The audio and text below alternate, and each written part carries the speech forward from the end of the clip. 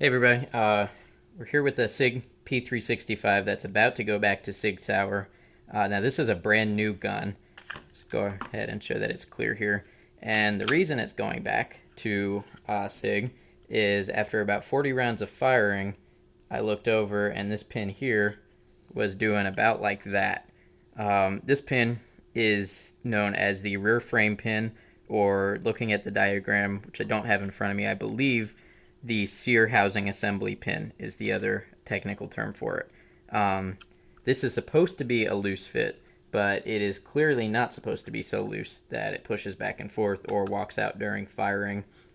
The primary safety concern I have with this is the pin here is what holds the sear housing assembly in place, and my concern is if that pin were allowed to walk out, that sear housing could slip down and be forced out of position enough that the striker could override the sear and cause a slam fire or a runaway gun malfunction.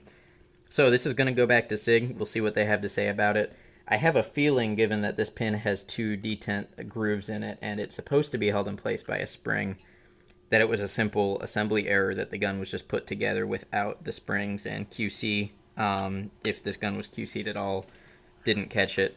But we're going to give SIG a chance to make it right, and rather than work on it ourselves, we'll just send it back to them and see what they say. So stay tuned for any updates on that. Thank you.